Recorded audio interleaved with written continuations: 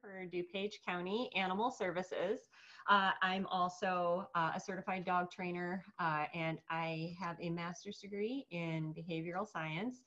So enrichment is my jam. It's something that I love very, very much. So today I wanted to talk to you all a little bit about DIY enrichment. So what we can do for our pets at home to improve their lives. So before we get started, I really love to do just a quick chat on the value of enrichment because many pet owners tend to neglect some aspects of it. So enrichment really should be a valid attempt by pet owners to allow our animals an outlet to perform natural behaviors in a positive manner that is helpful for them, but not destructive to our property or perhaps irritating or annoying to us. So we want to make sure that they're able to exercise all of those normal behaviors that they would as a cat, dog, rabbit, or other, just in a way that's safe for them, easy for us, and safe for our house as well. So when we talk about enrichment, there are a number of categories that we can break enrichment down into. So there certainly is instinctive behaviors, which is what we're going to focus on a lot today. And again, that's just encouraging our animals to do what's natural to them in a productive manner that's safe. Within those instinctive behaviors, though, we also want to include social enrichment, which can be interactions with us. It can be interactions with other animals. We just want them to be able to engage somehow with another individual to whatever their comfort level may be. And for a lot of pets, just hanging out with us and getting some social interaction is enough. And we have physical enrichment, which many of us meet by playing with our pets, fetch in the backyard, going for a walk, having your cat chase a wand toy. That's enough for physical enrichment. But that is an area that a lot of people really focus on. So when I used to work specifically as a trainer, I would hear a lot of folks tell me, I know I do right by my dog because we walk 5 miles a day.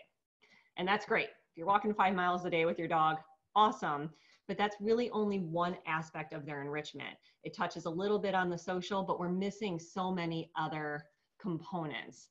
And one of the biggest components that we typically overlook is mental enrichment. So mental enrichment is going to be something that is going to engage your pet's brain. And we can do that typically very easily just by changing up the way that we present meals to our pets, the way that we offer them snacks. So even just altering the way that we feed can give them quite a bit of mental enrichment. And that's what we're going to really focus on today, because feeding type enrichment is some of the easiest things that we can do at home with just products that we have around the house. So I'm going to show you some of the tricks that I use, things that have kept me sane during the shutdown when I'm trying to work from home. I have 3 big dogs in my house. I'm sure they'll pop their heads up and make appearances once they hear food rustling about. And I have a crazy kitten too. So I have to keep all of them busy and active while I'm working. And these are the tricks that I use. So before we get into the actual enrichment, I know a lot of folks are worried about what can I or can I not give my pet. So I wanted to share some of the things that I typically use in my enrichment items for my kiddos. So first and foremost, I do use kibble quite a bit. So I'll use my dog's kibble either to actually feed them their breakfast or dinner in a more enriching manner, or even as treats. My girls are foodies. They just love to eat. So they are happy to accept kibble as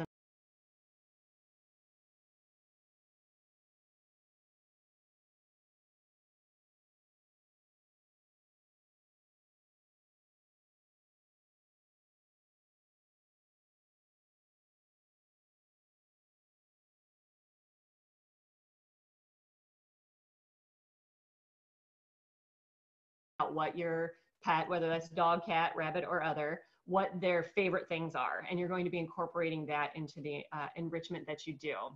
Now, because I have dogs and cats here, I wanted to show you some of the things that I use that have been approved by my veterinarian for my pets.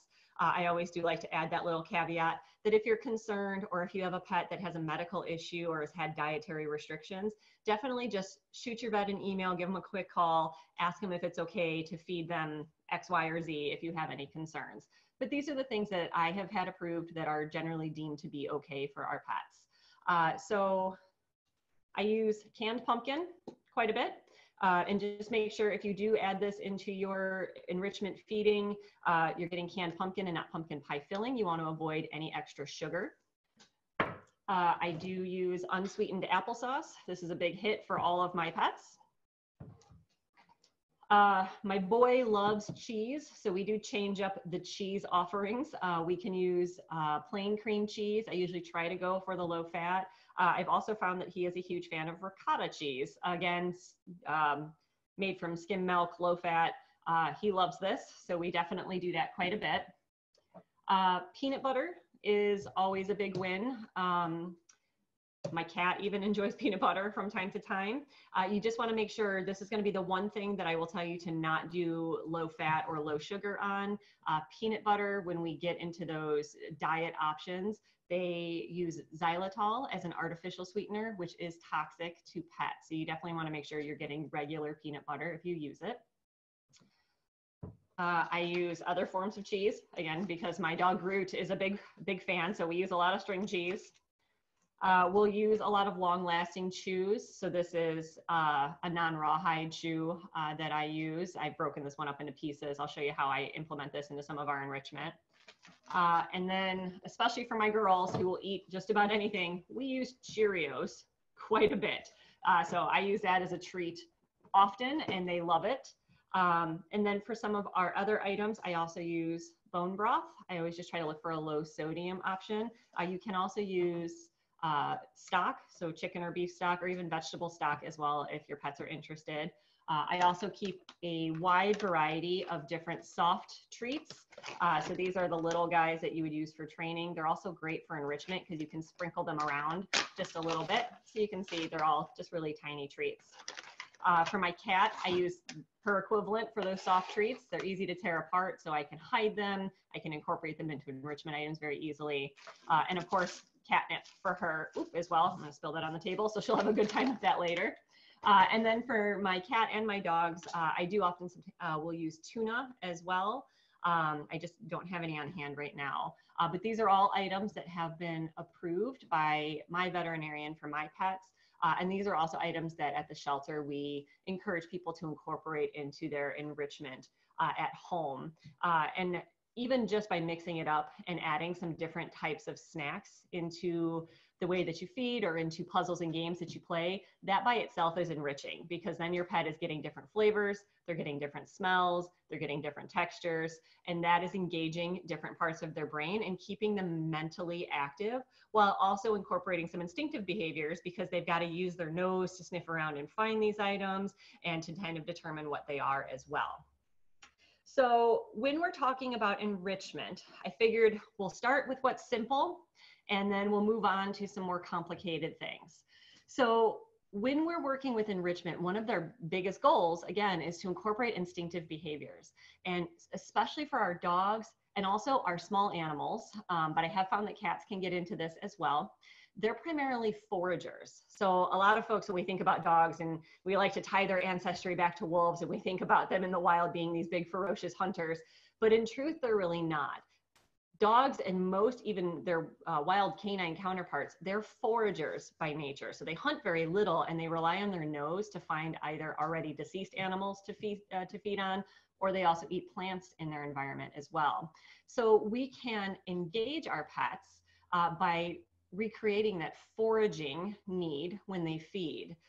So some simple things that you can do without adding any of these other things you can see I've got smashed around here on the table. You can take, say, your breakfast portion of kibble for your cat or your dog, and instead of putting it in a bowl for them, you can toss it around on the floor. That's very easy to do if you've got a single pet, or if you can easily separate your pets. I always advocate for that so we don't get into any scuffles over food, but just simply spreading that food around. Ask them to walk about to find the kibble. They have to use their nose to search it out, and it's engaging that natural foraging instinct. I always say with this and with any enrichment, make sure you start simple at first. So small area, easy to find. So start on a tile or wood floor, for example, and praise them. So make sure you're hanging out with them, praise them when they find that kibble so they know that they're doing a good job and maybe not getting in trouble for, you know, picking up something that you spilled, and encourage them to really go forth and confidently find that food.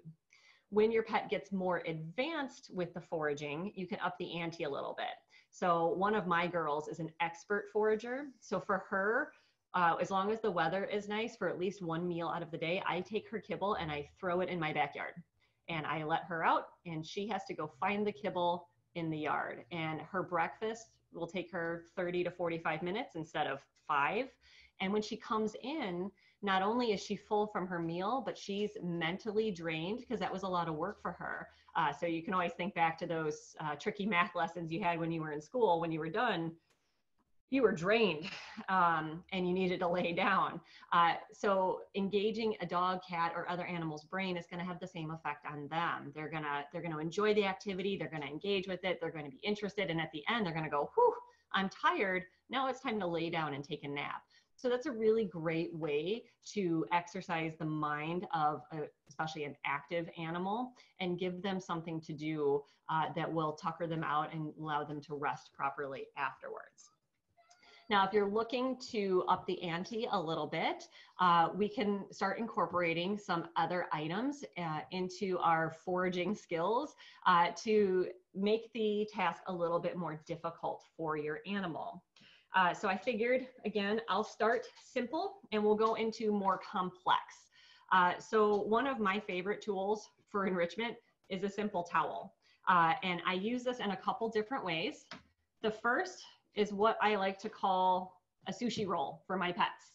So normally I would do this with kibble. So I would do this with their breakfast or dinner portion for a meal. But for right now, I'll use some soft treats so you can kind of get the idea. But what I'll do is I'll fold a towel in half and I'll lay it out in front of me. And then I'll take some of their food and I'll spread it out like so. And then I'll start to roll the towel over it. And as I roll, I'll add in some more kibble as I go. And then I'll just continue to roll it until I'm all done. And then I've got this nice tube, which you can make even thicker if you want to, or you can make it skinnier and roll it out.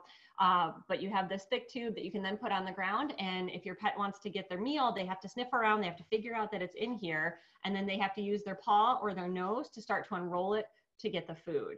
And this is a really great thing for your pet to do because it's self-rewarding. So once they figure it out and they start to unroll it, then all of these treats or these kibble pieces fall out and they get that immediate reward, and it's very gratifying for them. And you'll find that pets get really into these activities and they think it is just the most fun ever.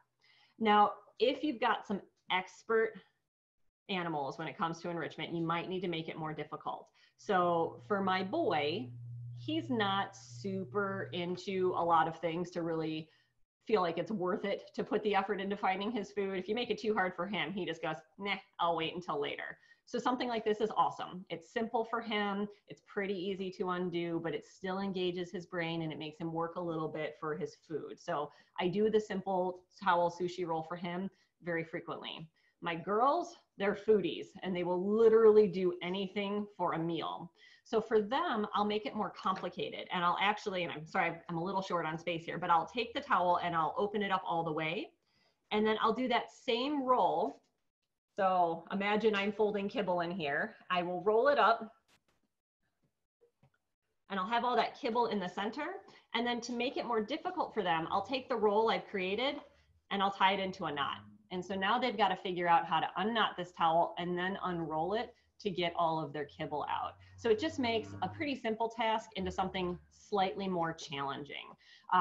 Again, when you're starting out, start small and simple, then make it more complicated as your animal's interest dictates.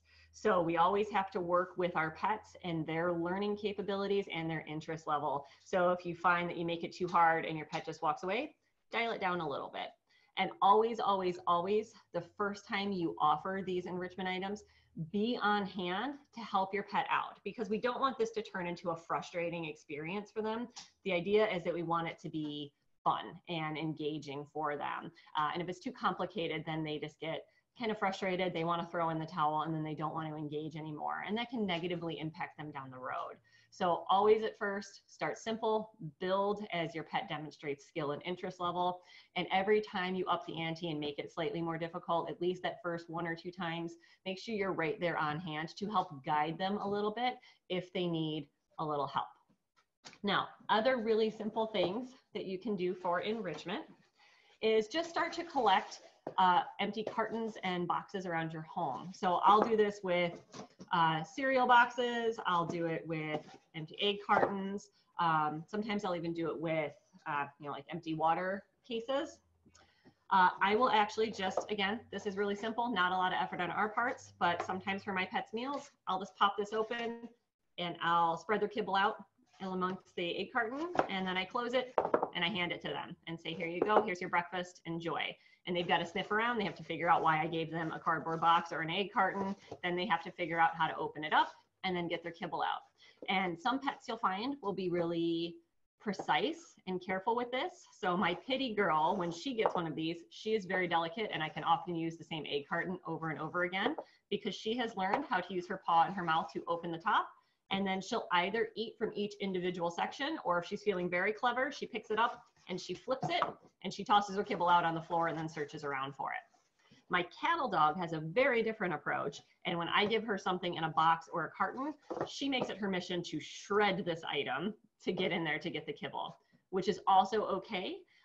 That's exercising a different instinctive behavior. So when dogs, or pretty much any animal, were to find a kill in the wild, so if they were to hunt and kill, their next instinctive behavior is to chew and shred. So allowing my dog to shred this is allowing her to demonstrate another natural instinctive behavior in a way that doesn't cost an animal its life. So much healthier and happier for me. This, especially the egg carton, is a great exercise if you've got a small animal at home. So guinea pigs, rabbits, we could potentially say hamsters and gerbils. They would definitely love it, but we'd need something smaller for them to make it more manageable. But we definitely do this at the shelter with our guinea pigs and our rabbits. We'll put their pellets in there, and sometimes we'll sweeten the pot with maybe a little piece of banana or something interesting that's high value. And we just let them chew holes in this and tear it open to get their food. And that's very enriching for them as well. Now, other ways that you can use some of these common household items, these cartons and these boxes. You may have tissue boxes laying around. I know I at least have been ordering a lot more from Amazon recently, so I have Amazon boxes laying around. When I want to have a fun time with my dogs, and I even do it with my cat as well, I'll take some of these boxes into a room where they are not, and I'll lay them out in different areas. And some I'll make really easy. So I might have a carton like this that I leave open, but then I might have some boxes that I turn upside down or on their sides, and I'll hide tasty treats in them. So whatever is high value to your pet. And at first, always start with something stinky. So hot dogs are great. Tuna is really awesome. You can also use tripe, which is ground organ meat. That's kind of gross, but it's stinky and animals love it pretty universally. And what you'll do is you'll hide just little portions of that food in all of these boxes that you've laid around the room. And then once you've got all of that hidden, you'll invite your pet in and allow them to take as much time as they need to use their eyes and to use their nose to find all of those food items. And in some cases, possibly have to solve a little puzzle, like how to flip a box over off a treat, or how to get their nose into a small space, or how to open up a box to get their item. It's really fun for dogs, especially. It's called nose work. It's so fun, in fact, that we've created a whole sport around it. And it's something that I have yet to find a dog that's not interested in it. For cats, sometimes it's a little trickier because you have to find that high value food item for them. But once you've got that thing that they love more than anything, it's pretty easy. You might just have to downsize the area that you're in just because cats don't have that intense foraging instinct that dogs do. We do also do this with our rabbits in the shelter. We use tiny boxes or even stacking cups that you might give to a toddler. We'll stack some of them together and hide pellets or little fruit or veggie treats in between them, so they have to unstack them to find their snacks. So that's a really good enriching way to handle providing some treats for your pets. Okay, so those are some of the most simple things that you can do that don't really require any effort. You just have to hold on to some of your recyclables and toss some kibble or toss some treats in there. If you want to put just a pinch more effort in, you can get more creative. So this is one of my favorite DIY food puzzles. It is just very simply, it's a muffin tin. This one is silicone, I think. I use these for my dogs because my one dog is a big fan of picking up any puzzle feeders and trying to throw them, and I don't like the sound of the aluminum or steel, I'm not sure what muffin tins are normally made out of, hitting the floor. But that's always up to you what you'd want to use. So this is something that I will do for my pets, either as just a quick enrichment game for them, or also in place of feeding them a meal in a bowl. So what I will do is I will just simply lift up each one of these tennis balls and I will sprinkle kibble or some treats underneath them. And at first, when I start doing this with pets, I will put treats underneath all of the balls because you want them to be rewarded for engaging and using their brain. Just like we would when we teach children. We start small, we start simple, we offer a lot of helping hand and guidance, and then we slowly leave it up to them to figure it out on their own. We're gonna do the same thing with our pets. So treats everywhere, and then you'll set it down in front of your dog, and you're gonna help them at first because they're hopefully gonna sniff, hopefully be interested, because most dogs just generally love tennis balls anyways. But if not, you might have to encourage them, lift up a ball so they can see the treats, don't let them have it, put the ball back down and let them explore. And you'll find a lot of dogs will either take the time to pick up the ball and move it with their mouth, they might kick it out with their paw. Some dogs that have learned this game, like my Pitty and who are impatient, might grab the edge and flip the whole tin. That's still okay. It sends balls flying, which is visually engaging for them. They might even forget about the treats and chase the balls. And at very worst, you've just created a scatter feed situation. But this is a lot of fun for dogs. And you can slowly make it more difficult. So again, at first, treats under every ball. As they get more confident and learn this game, then you can start putting select treats under only certain balls. So that way they really have to use their nose to decide which ball is worth lifting up and is going to provide them that reward. Now, this is absolutely a game that you can play with other animals as well. So my cat has played this and she enjoys it as well. When I had rabbits, I did this with them pretty frequently too. I just used a smaller tin. So I have a little guy for them. And instead of these big tennis balls, what I would use are the little cat balls with bells in them. And I would put one over each opening, again, with treats in there for all spots at first. And then slowly, as they got better at the game, I would limit it to just a few sections. So they really had to work to figure out where they needed to put their effort in. Now, some other really simple, easy things to do that require minimal effort on our part and no crafting skills, so don't worry. I'm not a big crafter myself. I have very few artistic talents, so all of these things are pretty straightforward and easy. Another item that I use pretty frequently is packing paper when I can get it. So again, like I said, I've been ordering a lot from Amazon lately, so I have this stacked up in my closet now. If you run out or don't order a whole lot and don't have packing paper, regular newspaper can work as well.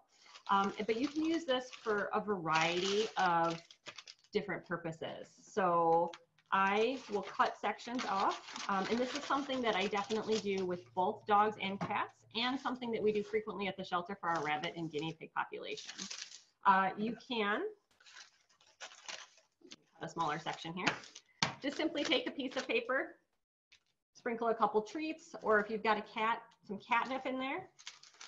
And then you can just ball it up and kind of crumple it like so and give it to them. And they have to shred the paper to get to their snacks. Obviously for dogs, I would make it maybe a little bit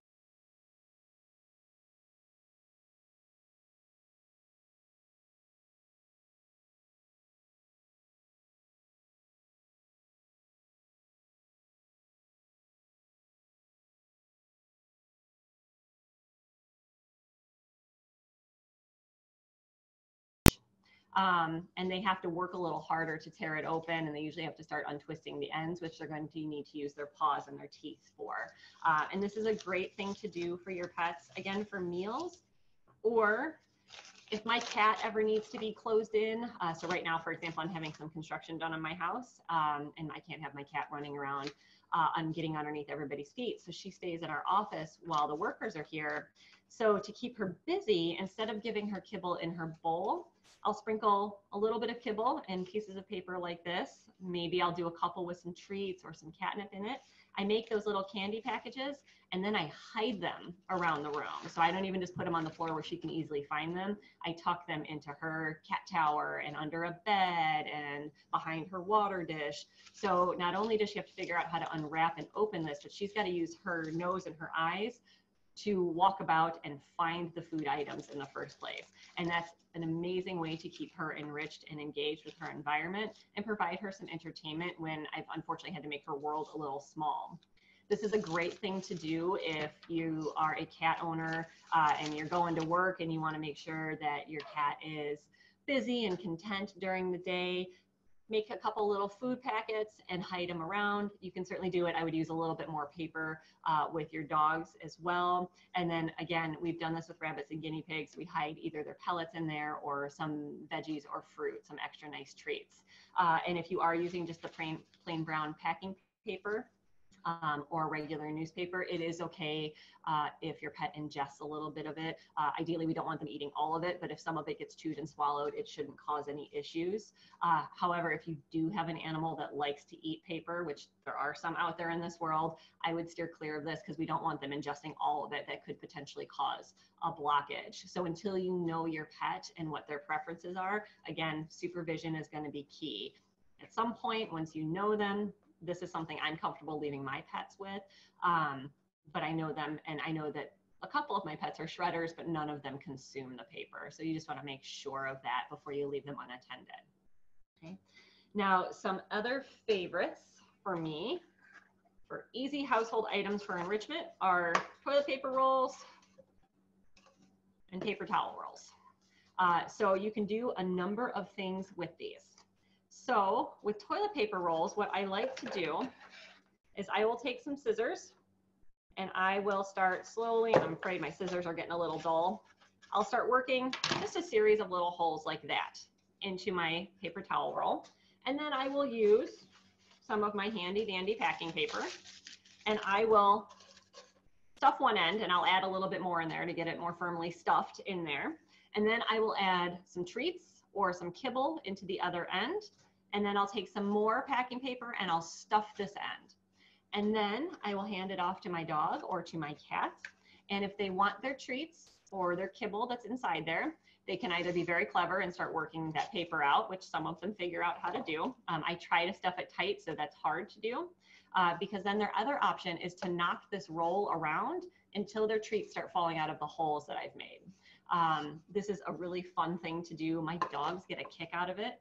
And if you are somebody who is a little more crafty and has the tools at home and you have the items, you can also make something very similar with PVC pipe and caps. That does require, of course, either an order on Amazon or a trip to a home goods store, but you can make more durable, kind of permanent PVC structures. Same thing, you just drill holes into the PVC, you put caps on the end, and you just stuff them with treats or kibble for your animal to knock around. And it is a great activity for cats, dogs, and small animals. You just want to make sure that whatever tube you're choosing is size appropriate for the pet that you're giving it to. So obviously if you've got a guinea pig at home, I wouldn't go with a paper towel roll. I would go with something smaller like a toilet paper roll, you know, versus if you've got a big dog like I do, toilet paper rolls, or again, if you want a more permanent reusable enrichment item, PVC pipe works really, really well. Now, some other simple things that we can do with our toilet paper rolls, and there are so many things that you can do, is you can actually take scissors and you can start to fray the edges of your toilet paper rolls. So you can see I've started to do that here. What you do once you've frayed all of the edges is you actually fold them in on top of themselves. So that's what I've done here with this toilet paper roll. And I will push it back out so you can kind of see what I've done here.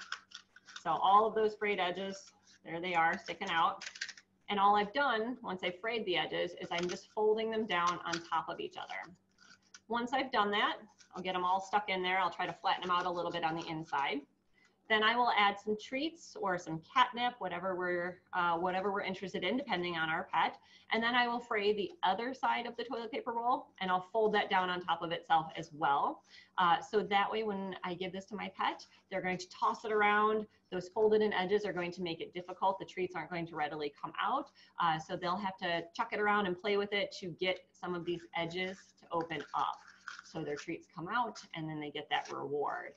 So this is another great, easy thing to do. If anybody has any kiddos at home that are a little bit bored and need a craft project, we do this with campers at the shelter, with Girl and Boy Scout troops, and they love to do it. They will spend hours sitting there making toys for our shelter pets, and it's really great to see how much fun they have. So not only is this fun for our animals, it can be fun for kids as well. And it is also perfectly acceptable if kiddos would like to decorate these for their pets, as long as you're using non-toxic wax crayons. That way, if your pet does ingest any of this, it'll be okay. It's harmless. They can go ahead and ingest that. It won't hurt them. So if you've got a kiddo at home that needs something to do to occupy their time, this can be a great thing for them. And it's a lot of fun for your pets as well. Now, other things that we can do with our paper towel or toilet paper roll.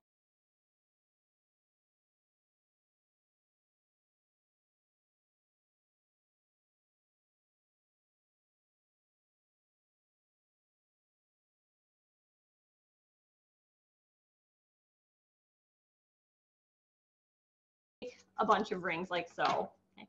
And then what you'll do is you'll start to slide them over each other. And you'll create a structure that looks a bit like this. I've done another one earlier today. So I've got one like so. These are great for small pets. So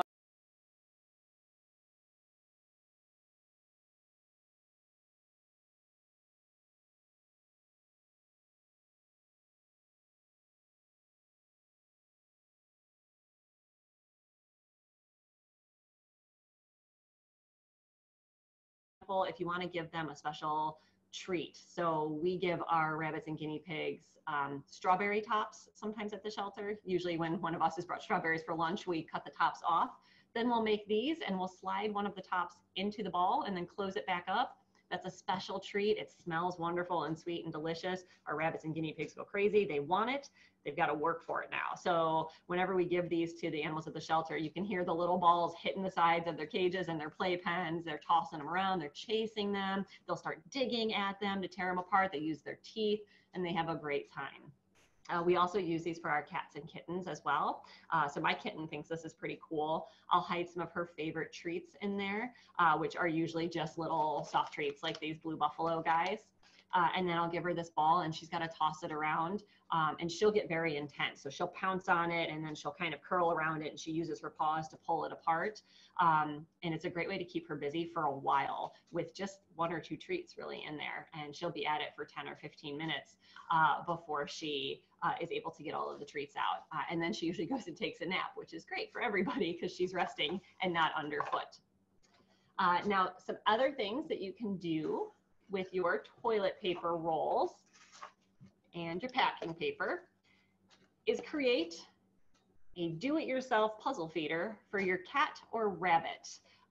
You could also use this for guinea pigs or other small animals. Ferrets get a kick out of this. All you need is a tissue box, and it can be a short box like this or one of the longer rectangular boxes. It's up to you. This is just what I happen to have at home. I removed one side of the box. And what I will do is I will take my toilet paper rolls and I will start to stick them in here. And if I have enough, I'll fill the entire box. So I'll keep sticking them in there so they're kind of firmly holding each other up. Of course, right now I don't have quite enough to fill it, so I'll just jam this guy in here as well. Now, if that's the case, and I do want to make this for my pet right now and I simply don't have enough toilet paper rolls, I'll just use some packing paper and I'll kind of stick it in there to fill in that free space just to hold the rolls in place. So now I've created this. Pretty simple, it's nothing fancy about it, but when I want to give my cat her kibble, for example, instead of putting it in a bowl, I'm going to sprinkle it into each one of these tubes. And then I can present her with this box either upright like this, so she has to stand over it and fish the kibble out, or I can give it to her like this, so she has to get down on the ground and start to pull it out. Some cats will get very clever and they'll just start pulling the tubes out, which will cause the kibble to fall. Still enriching, they're just engaging different parts of their brain. So even if they pull the puzzle apart, you didn't fail, it's still fun for them. You still made feeding interesting, you still made it a game, you still engaged some instinctive behaviors, you're asking their brains to work. It's a wonderful thing. You can also up the ante and add some treats, extra kibble, catnip, even to attract your cats to the area. into that paper that you're stuffing in there to fill any dead space. It'll make it very appealing for them. If you would like, and you want to make this more permanent, I have seen some folks actually put a thin layer of glue, sometimes even hot glue, and try to glue the tubes in so they stay in there permanently. I always worry about that. My cat puts everything in her mouth and I don't want her swallowing any of that glue. So I don't. I would rather she just pull the tubes out if she wants, and then I can just put it back together later. But it's completely up to you and depends on your animal as well. But this is a really great fun thing to do. I've done this with cats of my own. My family does this with all of their cats too. Everybody seems to like it. And this is a big hit at the shelter as well. I have seen some people do this again with ferrets who have a little bit of a reach and have those longer noses to reach in. When I used to have pet rats, they loved this. Rabbits and guinea pigs, they may engage, but they would probably be more of the pull the tube out to get the treat variety. But it is definitely something that you could try and play with them if you wanted to. Okay. Now, if you want to be a little bit more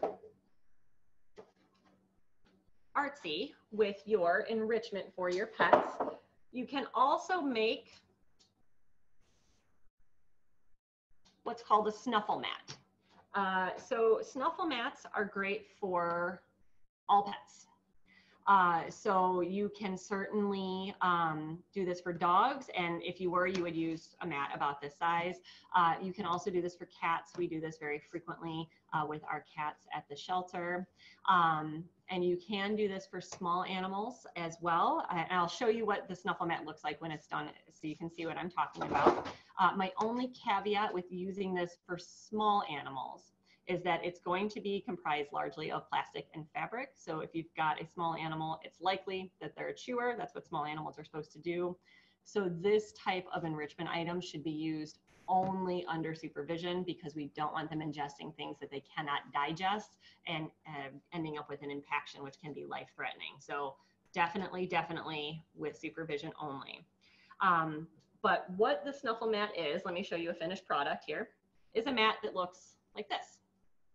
So all it is, it's a sink mat. So those mats you put in your sink if you're going to set dishes out to dry, and a fleece blanket. Now, this is a fleece blanket that I purchased at, I believe, Walmart. They periodically put those sort of cheap fleece blankets on sale for $2 to $5 a piece. I believe Home Depot does it as well, and maybe Lowe's, some home goods stores. So I just wait for those blankets to be on sale, and I'll buy a couple of them to make snuffle mats out of. But you don't have to use fleece. So you can certainly use, I've seen some folks use old towels, but I have heard that they unravel a little bit. So the snuffle mat may not be very long lasting if you do that. I have also made snuffle mats out of t-shirts. So you can definitely do that as well, especially if it's a t-shirt that you've worn. Don't wash it, cut it up to use for your snuffle mat material. You might think that's kind of gross and stinky, but your pet will love it. So one of the favorite snuffle mats that my dogs have here is actually made out of a t-shirt that I actually went and I worked out in first and then came home, took it off and cut it up. And they thought that was the coolest thing ever. And even now it's probably 5 or 6 months old, but it still smells enough like me that they get super jazzed when they see it, even more so than they do the ones that I've made out of the blankets. So you can definitely do that for your pet as well. Now, to construct your snuffle mat, again, all you're going to need is a blanket, a t-shirt, a towel, whatever your pleasure is, and you're going to cut it into strips. So for me, right now, this mat that I'm using as a demo, I have this old fleece blanket that I've decided to cut up, and I've cut strips like so. You can see my strip is by no means even or straight. You don't need to worry about it. If you want to make it pretty, so this one, I have to fess up, was actually not made by me, and you can tell because all of the strips are pretty uniform in size, and somebody used the crimping shears on them to make them look beautiful. Again, me, not crafty. I didn't do this. My snuffle mats are not as pretty, but they're just as functional. So however you want to do it, cut strips. They can all be uniform in size. They can be different widths and different lengths. It's really up to you. And then what you'll do is you'll grab your sink mat, and then you're going to start feeding this fleece through the holes. So I'm going to wrap this piece around, and then I'm going to tie it off. And you don't need to tie it multiple times, just one firm knot. And then you're going to be looking for some strands of fleece to kind of dangle. And you can even see here as I started to make this, I've got some short pieces, some sort of medium length, and then some longer length. The way I've tied this is just my decision. There's really no right or wrong way to do it. So you can choose to tie one piece of fleece in every single hole, or you can make it a little more complex. So for this one, for example, you can see on the back, for every hole, there's two pieces of fleece. So she's tied one up here and then one down here. When I can fit it in for my dogs, I try to do 4 pieces of fleece. So one tied to each side of the hole. So I'll have a piece tied around here, here, here, and then here. It makes it more dense when I'm done, which makes it more difficult for my pets. But my pets have been doing foraging exercises and a lot of mental enrichment for a long time. So they're super familiar with it and they're pros. So I make it more difficult for them. If you've got a newbie to the enrichment world or a younger animal that might struggle a little bit, you want to make this more simple. So uniform pieces are best then, and you want to limit to maybe 2 ties per hole versus 4 or more if you can squeeze them in there. But when you're done and you've got this finished product, the way that we use this, again, it can be for mealtime or it can just be for a special enrichment treat. What you'll do is you're going to load the snuffle mat. And the way that we load the snuffle mat is we're going to take either kibble or some favorite treats, and we're going to sprinkle them in here. So if I wanted to do this, I might take some of my Blue Buffalo snacks, and I'm gonna fold them in here, and I'm gonna just hide them amongst all of the fleece here. And then my pets, so my dogs, to find this then, they have to snuffle around. That's why it's called a snuffle mat. So they're going to snort and sniff everywhere. They're going to figure out where the treats are, and then they've got to dig in there. So they can use their nose, they can use their paws. You will find the occasional genius dog that picks this up and flips it and gets all of the treats out. Again, still enriching because now they've scattered them everywhere. They still have to use their nose and their eyes to find the treats. It's not a big deal. But if you do want your pet to really work and focus on this as a task, again, help them out. So if you see them wanting to flip it up, sit with them and just very casually put your hand on the side, and tell them, try again. So that's not the way to solve this puzzle. I'm gonna need you to use your brain a little bit more and to dig around. So you may see my dog Carmen's head is popping up here occasionally. She knows that I'm loading a snuffle mat. So let me just give this to her really quickly. And she can dig around in there and find those treats. So that's one of Carmen's favorite games. She loves it when she gets a meal in a snuffle mat, and she'll spend a significant amount of time working on it, which is really great because she's actually one of those dogs that if I were to just give her kibble in a bowl, it's gone before I've turned my back. Which is not enriching for her, and it's also not very healthy because when we have dogs that want to eat that quickly, they can suck in a lot of air. So if it's a dog prone to bloat, any dog that's very deep chested, that can exacerbate that concern. It can also just cause some general belly cramping and digestive upset, and frankly, it's just no fun if they eat their food that fast. So a snuffle mat is a really great way to slow them down a little bit when you're trying to feed them. And snuffle mats can be made for all animals. So we do make these for cats at the shelter. I haven't gotten around to making one for my kitten yet here at home, so I feel a little bad about that. But if you're gonna make one for a smaller pet, whether that be a cat or a smaller dog, you may not wanna have a mat that's this big. So you can just cut these down. So I do that all the time when we make them at the shelter. I'll just cut this into quarters or into thirds, whatever we need to fit the size of the animal. And in the case of the shelter, we want to make something that's size appropriate to fit into a kennel or a cage without being overwhelming. So we might cut them down. We have done these with rabbits before. We'll usually cut just a very small square out of a sink mat. But with rabbits, again, I use that caution that you only do this with supervision because they're chewers, and I don't want any rabbits to get sick because they sat and they chewed on all of that fleece or t-shirt material or even ingested some of the plastic from the sink mat itself. So you want to make sure that you're supervising them. And I'll say the same for cats or dogs as well until you get to know your pet. Now, the great thing about these snuffle mats, they are completely washable. So I get that all the time. Can you throw these in the wash? You absolutely can. And we at the shelter, when we use these for our dogs, we wash them between every use. They actually get sent out and they're put through an industrial washing machine and an industrial dryer, and they come back perfectly fine. I've always been a little worried personally at home. I never wanted to melt them in the dryer. So I do throw them out in the wash, and then I will throw them out on my deck on a table in the sun to let them air dry. And that's worked really well for me. But they are easy to clean up. So if you've got a dog that makes a mess when they eat, or a drooler, like my dog Carmen, who's over here working on her snuffle mat, that mat's going to be covered in drool when she's done, I can just pick it up and throw it in the washing machine to get it clean again. So that way we know we're feeding our animals off of clean surfaces. Now, snuffle mats can also be used without food, and you can hide scent in there.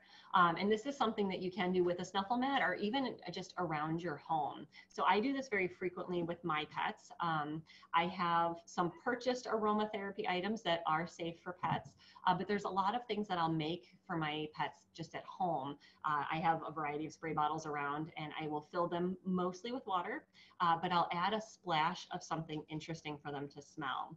And that can really be anything. So I might do a little bit of vanilla one day, the next day perhaps a little bit of lavender or lemongrass. I even have some artificial bacon aromatherapy for my dogs, and I'll add that to the water to dilute it a little bit. And I might spray it on a snuffle mat so they can smell around and find those different scents. But if I'm going to be gone for the day and I want my pets to be enriched, one of the scents that they use more than anything else is their sense of smell. So I will create a new smell for that day, and I'll spritz it around. A little spritz on their bed, maybe one on a blanket on the couch, a little bit on the floor in the kitchen. And they're going to get curious about that smell, and they're going to use the brain and walk around to try to find it. And even without food enrichment, that can be a really nice, quick, easy way to engage your pets. And it's a lot of fun. Now, oh good, I'm not over my time yet. Because we are, oops, sorry for that noise, getting into summer, I wanted to show you one of my favorite summer things to do for my pets. And Carmen knows I made one ahead of time. I don't know if you all can see her, but her little brown head is right here. She's waiting because she is my tester for any treats that I make. This is one of my favorite things to do for my pets when it's nice outside. I will preface this is an outdoor snack because it is messy, messy, messy. So outdoors, or if you've got tile or linoleum floors that you don't mind sweeping and mopping up afterwards, have at it, but I would say outdoor only. To make this food item, you only just need a plastic cup, pick a broth. So I've got some bone broth here today, and then pick a variety of other snacks. So I threw one together as a sample for Carmen. I just grabbed a handful of her kibble. I used some of her favorite treats, which are these here. So this is bison lung. It's one of her favorite things. We'll let her have a piece since she's being very patient over here next to me. So I use some bison lung. For my dog Groot, he's a big cheese lover. I might do bone broth, some kibble, and I might break up a little piece of some string cheese for him. You can also do things like stick long-lasting chews in there. But what you'll do is you'll just pour in your beef broth. So I would usually fill about halfway with the broth. I will toss in some treats. So again, kibble, Cheerios, it can be chunks of cheese, other favored treats, you know, whether it's something like these soft training treats or the bison lung. You can even do spoonfuls of peanut butter or cream cheese, blop it in there. I know all of that sounds disgusting to us, but the dogs think it's awesome. And then you're going to fill up your cup about another halfway. So get it all the way up to the top, or, you know, about another third or quarter of the way up with water, because you want to cut that broth solution a little bit. And then you're just going to freeze it. And then once it's nice and frozen, I've already pre-cut this cup. I have a disgusting popsicle for my dog that she will absolutely love. Now, I've seen some people try to give this to their pets in their homes in a bowl. I don't know how everybody's dogs at their homes work, but my dogs, when I try to do this and allow them to eat it inside and give it to them in a bowl so it'll stay neat, will immediately grab this, pick it up, and then go put it on my couch. So it's an outside treat only for them. If your dog's a little neater and will keep things in the bowl, you can certainly give it to them inside as well. I think these are a lot of fun. And again, this is another activity that if you've got kiddos at home that you need to keep busy as well as your pets, they love putting these together because there's really no right or wrong recipe to them. You want a little bit of bone broth or stock, a little bit of water, and then just toss in some treats. So you want some low calorie things, so Cheerios, kibble, and then you can put a couple high value items in there. So you could have stuck, a treat like this in there for them to chew on. Oops. You could put a blob of peanut butter in there, cheese, whatever you want, and they'll love it. Now, if you have the capability, you can even up the ante on this type of treat. So if I want to make this more complex for my pets, I'll go back to those fleece strips and I will cut a long strip. And I feel like I have a demo strip. Let me reach down here and grab it. I am throwing stuff on the floor. But if you have a strip of fleece, and this one's very short, so it's just going to be for an example, you can start to make your popsicle. So again, bone broth, maybe a chew, cheese, kibble, whatever you want to throw in there. And before you freeze it, take that strip of cloth and throw it into that liquid mixture and then freeze. And then once you cut the cup and you pull it out, you'll actually be able to dangle the popsicle off of that fleece strip. Again, something longer than this. And then you can tie it up somewhere. So I have a chain link fence in my backyard. So sometimes I'll make these for my dogs with the fleece strips and I'll tie them on the chain link. And then now they've got this really disgusting, but tasty to them, stinky treat that swings back and forth. And so they've got to kind of chase it and grab a hold of it and push it against the fence and figure out how to hold it in place so they can enjoy it. One of my dogs loves to grab it. She'll pull and pull and pull, trying to break the popsicle off of the fleece, and she loves it. It's a great game for her. She's having a wonderful time. And then once they successfully get it down, or if they figure out how to hold it in place, they've got a yummy, cool treat on a warm day. And I have never seen a dog turn their nose up at this.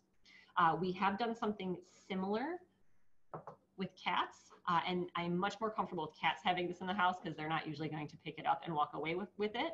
But instead of using a big cup to make these treats, instead what you're going to want to do is you'll use an ice cube tray. So you can do an ice cube. Oh, sorry, my cat's trying to join us here. You can use an ice cube tray and put in a little bit of water, a little bit of stock, and then usually for cats, I find things like tuna works really well. Our cats at the shelter enjoy small dollops of goat cheese on occasion. So if you want to be fancy, you can do that as well. And then you just pop out those ice cubes and you can give one to your cat in a small bowl. We use a lot of canned food lids. We'll put the ice cubes on there and we'll give them to our cats at the shelter, and they think that is pretty cool and they enjoy it. Now at the shelter, because we're set up to really easily clean, we do sometimes also make dangling frozen treats for our cats. Just instead of usually putting in a big piece of fleece, which might be too thick for that ice cube tray, we'll just use some nice sturdy yarn instead, and we'll tie it onto their kennel doors for them to knock around. Again, up to you. It really kind of depends on your commitment to cleaning up that mess. So if you're able to, it can add an extra element to the enrichment. I'm so sorry that my camera is wobbling. My dogs are scooting around underneath. My dogs are scooting around underneath the table and getting into a little scuffle. I apologize about that. So that's definitely an option. And then we have done this a little bit with our rabbits as well. Just with rabbits and other small animals, you're definitely going to skip the broth. They're not going to be interested in that. You would just instead do straight water with just maybe a few vegetable or fruit treats in there. And same idea, you can either serve it to them on a tray or you can give it to them tied to a cage door. Again, sorry for the wobbling of the cameras. My dogs are getting very invested in this experiment here. So hopefully that has given you all some really solid ideas for enrichment. I've been trying to watch the time.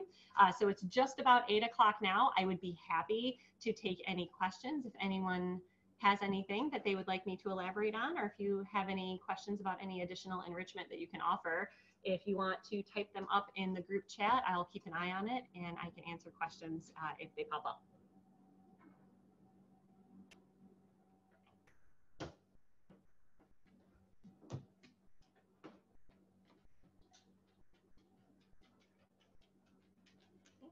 So while we wait to see if anyone wants to add some questions in there, I'll just elaborate a little bit more or review types of enrichment. So again, when we're doing enrichment, we're looking for our pets to demonstrate natural behaviors. So we're looking for a lot of use for their nose, for their eyes, some movement in their bodies if we can get it.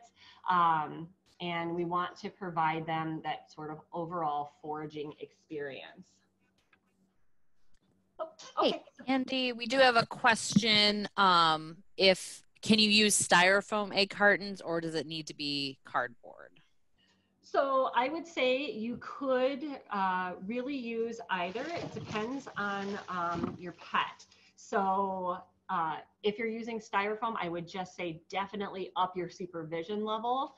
And if you've got a dog like my Pitty who likes to just open up the container, then I think you're fine. She can open it, they can flip it. It's not going to hurt them at all. But if they're shredders and you're concerned about ingestion, then I would say steer clear of anything styrofoam, because we definitely don't want that ending up in their bellies, because that can cause impactions a lot quicker than cardboard could. But if you're going to supervise and ensure that nothing's being ingested, styrofoam would be just fine as well.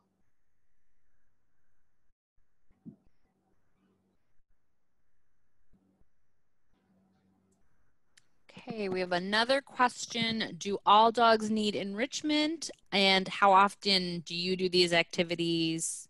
Would you recommend daily? And what are signs that they need more enrichment? Okay, perfect. Question.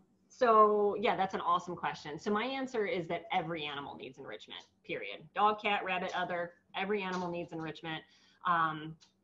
Especially because we leave our animals so much out of our day, which is nobody's fault. We all have to go to work. We all have family and other social obligations, but we leave our animals to their own devices without a lot of support a lot of the time. Yeah, outside of maybe leaving some toys out, and then we just say, here you go, have a good time. We know kids wouldn't be stimulated by that and wouldn't engage very well on their own. Our pets are the same way. So they need our help to be able to demonstrate those natural behaviors and to learn how to use their brains a little bit better. And what I find for every pet that has an enrichment schedule incorporated into their life, they are happier, they are healthier, they're more engaged and better bonded with their humans. So definitely, yes, every animal should have enrichment. Now, how often you do it can be up to you. My pets get enrichment every day, but I vary it. So I actually make a calendar for my pets. And again, I'm a behavioral specialist. This is what I do. I love it. So I might put a little bit more time into it than others would. But I just try to vary things up. So there's some things we do every day, like my dogs every day get a walk. So, and usually two, we go for a couple miles every day. So they get that enrichment. You know, my cat, every morning I hide treats around our office for her to find. She gets that every single day. But other things I'll vary. So for example, this morning, my dogs were fed through the scatter feed style. I just tossed kibble out on the ground and that's how they ate. This afternoon, I fed them in towel rolls. So I'll just change those sorts of things up. And because I've already made these for the demo this evening, they're all going to get some frozen popsicles, but they may not always get something like that.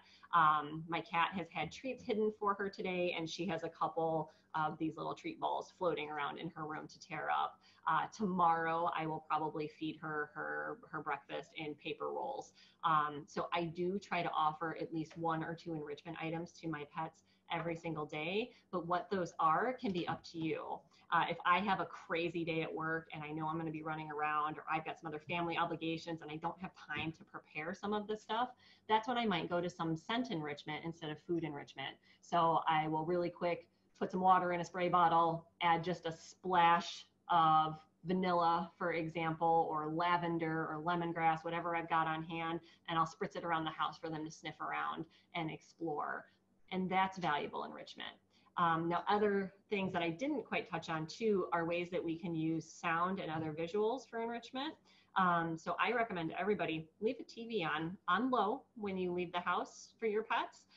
They can listen in, and if it's an HD TV, your pets can actually see the screen and engage with it. And Amazon and YouTube even have special pet channels that will provide movement on the screen that's appealing to them, as well as sounds that are soothing. When I leave the house too, a lot of times my pets, I leave classical music on for them that has been scientifically proven to be enriching and soothing, can provide them with a restful experience. Soft rock and reggae have also been demonstrated to be soothing to pets, so you can offer them some variety. So those are some other quick and dirty things that you can kind of just throw in there if you're not sure what to do with your pet, or you don't have the time to create anything. Or if you've got some pets, if you're a multi-pet household and you've got some pets that don't appreciate sharing their food items. We obviously don't want to leave them unsupervised with that stuff. So you can incorporate TV, you can incorporate music, you can incorporate some other sounds in their life as well. That can help if you've got a busy schedule. But I would definitely say all animals do need enrichment, and as much as you can provide them. So try to think of at least one thing every single day that you can give your pet that's going above and beyond what their normal schedule would entail, just to add some spice to their life. And if you have a pet that's struggling, so if you've got a mouthy dog, a jumpy dog, a dog that's super hyperactive that doesn't like to focus, same thing with cats. A lot of times when I have worked with individuals with these pets, the first things that we do is we create an enrichment schedule, because most of these behavioral problems are brought about because some natural need is not being met in that animal's life. And when we meet those needs, we see those problem behaviors dissipate fairly quickly and with little additional effort from either myself or the pet guardian. So that's definitely something to consider as well. If we want our pets to be completely mentally healthy, we want to make sure we're putting the effort into these enrichment items. Excellent. Thank you. Are there any more questions before we say goodnight? No? Okay. Well, you can always email Andy if you have any follow-up questions from the DuPage County Animal Services website. Thank you so much, Andy. That was wonderful information, and hopefully we'll all be making our pets some enrichment toys with our household items we have lying around. And thank you all for joining us, and have a really wonderful night. And Absolutely. hopefully see you in a couple of weeks. Thanks. Bye. Night.